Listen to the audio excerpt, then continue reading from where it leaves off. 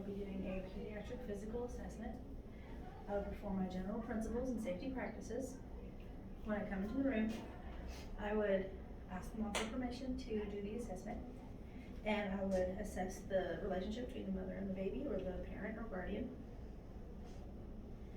When I first uncover the baby, I'm going to look at his general appearance, his skin color, his movement, assess for any retractions when he's breathing or anything, and he's good.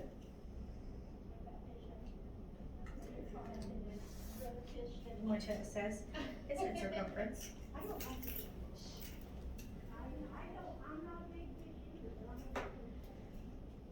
his chest circumference,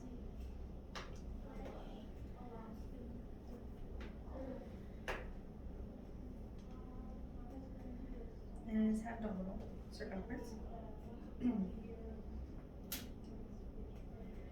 I'm going to assess his length from his head and make sure his leg is all straight.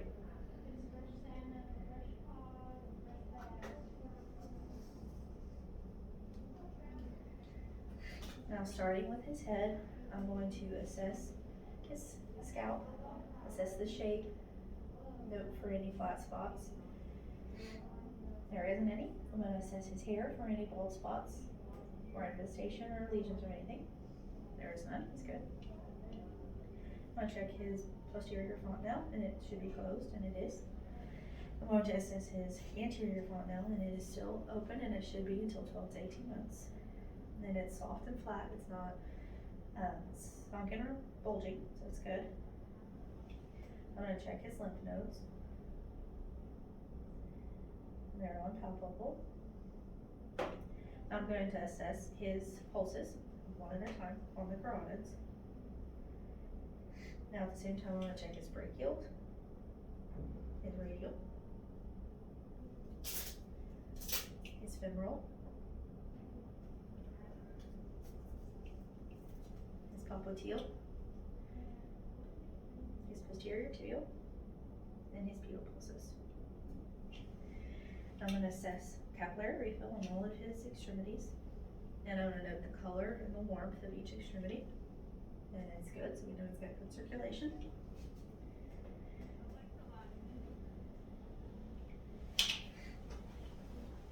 Now I'm going to assess his vision and assess to make sure his pupils are round and reactive and equal. Now I'm going to assess his ears. I'm looking at his ears, pull them down and back, looking for any redness or drainage.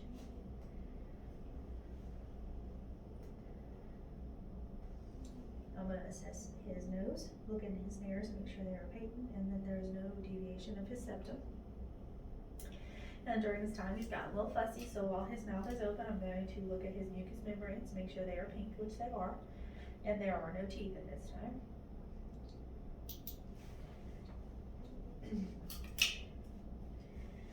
Now I'm going to listen to his lung sounds. There's 10 spaces on the front, 10 spaces on the back, and 4 spaces on each side.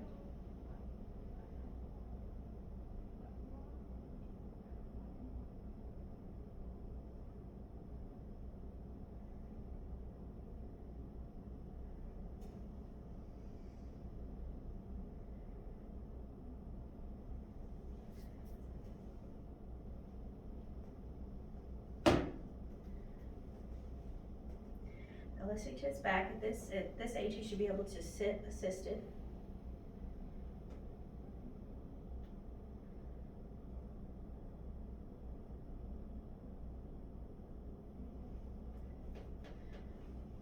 I'm going to assess his spine. For any irregularities, I'm going to make sure that it's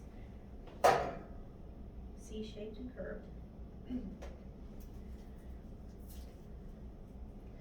I'm going to assess his heart sounds, aortic, pulmonic, Erb's point, tricuspid, and mitral.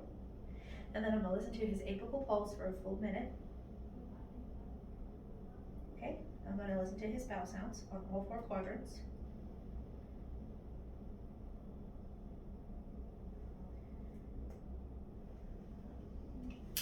Now I'm going to listen to his bowel sounds, and I'm going to palpate his abdomen in each of the 4 quadrants, gently, assessing for any masses or hernias.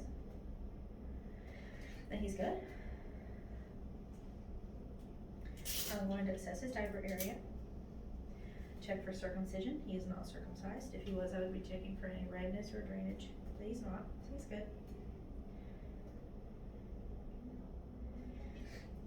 We'll look at his backside. Check his gluteal folds. And while his diaper's off, I'm gonna go ahead and get his weight, and I would make sure the scale's covered and zeroed.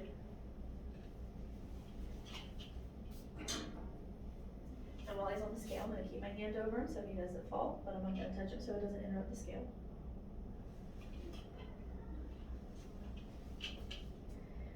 And while I'm assessing his diaper area, I'm gonna ask his mom about his wet diapers, how many he has in a day and how much. I'm gonna ask about his bowel eliminations and the color and consistency and how frequent. And I would ask if he's having any GI issues such as spitting up, and if he is, how much and how often. Now I'm gonna assess his range of motion.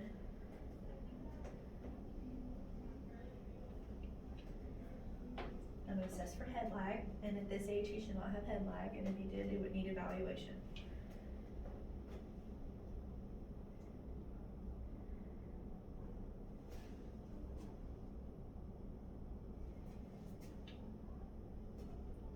I would assess his vital signs, I would assess his temperature, and I listened to his apical pulse for a full minute, and I counted his lung sounds as I was listening.